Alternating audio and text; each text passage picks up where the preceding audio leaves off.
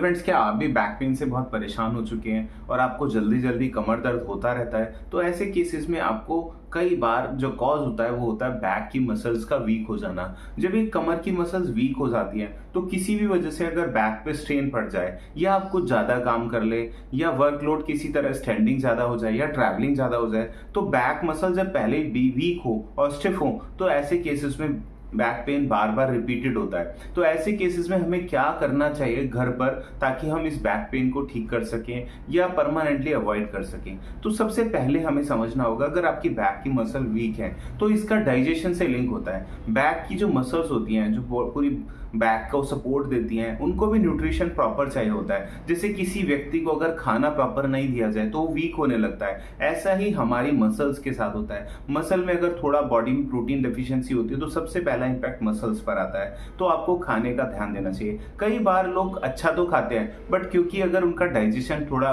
Disturb रहता है, liver ठीक से प्रॉपर फंक्शन नहीं करता या कॉन्स्टिपेशन या एसिड फॉर्मेशन, कोई भी अगर डाइजेशन रिलेटेड इशू रहता है तो ऐसे केसेस में खाया पिया आम भाषा में लगता नहीं है। तो ऐसे केसेस में प्रोटीन की डेफिशिएंसी, विटामिन मिनरल्स की डेफिशिएंसी होना कॉमन रहता है। तो और जब ये डेफिशिएंसी रहती है तो मसल की स्ट्रेंथ कम होती है और अगर किसी वजह से मसल पर स्ट्रेन पड़ जाए तो वो पेन में कन्वर्ट हो जाता है। तो आपको पहला ध्यान रखना चाहिए अपनी डाइट पर और अपने डाइजेशन पर, दोनों को इक्वल ध्यान रखना चाहिए। खाली डाइट से भी बहुत बार अच्छा रिजल्ट नहीं आता और कई बार आपका ध्यान डाइजेशन पर होता ही नहीं है। तो आपको दोनों चीज़ों का ध्यान रखना होगा।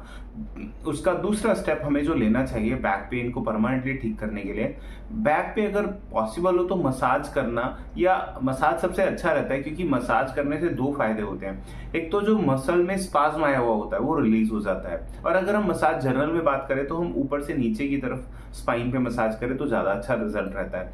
और दूसरा रहता है स्पाज्म आया होता है और सर्कुलेशन बेटर होता है। दोनों तरह से ये बैक मसल को स्ट्रेंथ देता है और धीरे धीरे जो पेन की फ्रीक्वेंसी होती है वो कम होने लगती है। इसके साथ आप घर पे हीट भी ले सकते हैं, बट कुछ लोग हीट तब लेते हैं जब उनको बैक पेन होता है। बट अगर आप थोड़ा सा बेटर करना चाहते हैं तो आपको एक टाइम फिक्स कर देना चाहिए। कोई भी आयुर्वेदिक अगर आपके पास ऑयल रखा है तो आप ऑयल लगाइए और फिर 15 से 20 मिनट के लिए उस लोकल एरिया पे हीट लीजिए।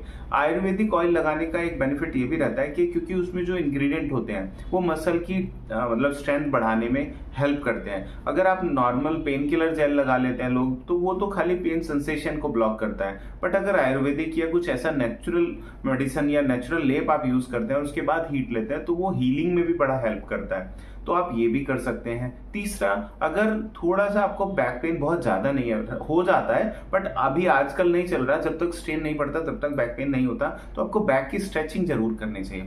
उन मसल को खींचना चाहिए, उनको स्ट्रेच कराना चाहिए। उसका रीजन ये है कि जब आप उनको स्ट्रेच कराते हैं, खींचते हैं, तो उनकी इलास्टिसिटी मेंटेन रहती है और उनकी स्टिफनेस कम हो जाती है। और जब ये इलास्टिसिटी मेंटेन रहेगी, वो स्टिफनेस ठीक रहती है, मतलब कम रहती है, तो उसमें स्ट्रेंथ ज्यादा रहती है। जैसे ही मसल वीक होती है तो दो चीजें उसमें जर्नल में देखी जाती हैं। एक तो हार्ड हो जाती है, स्टिफ होने लगती है, इलास्टिसिटी कम हो जाती है और स्ट्रेंथ भी कम होने लगती है। जब हम उसको खींचते हैं, स्ट्रेच कराते हैं, तो स्ट्रेच करने से जो मसल फाइबर है उन पे स्ट्रेन आता है और जो ब्लड वेसल है उसकी मतलब सप्लाई थोड़ी बढ़ जाती है क्योंकि उस एरिया में सर्कुलेशन की डिमांड बढ़ जाती है। तो आम भाषा में हम जैसे मसाज करके सर्कुलेशन बढ़ा रहे थे, सेम ऐसा इफेक्ट तब भी आता है जब हम बैक की स्ट्रेचिंग करते हैं। तो बैक की स्ट्रेचिंग भी आपको करनी चाहिए अगर आपको ऐसा कुछ है कि आपको बैक पेन बार बार हो जाता है।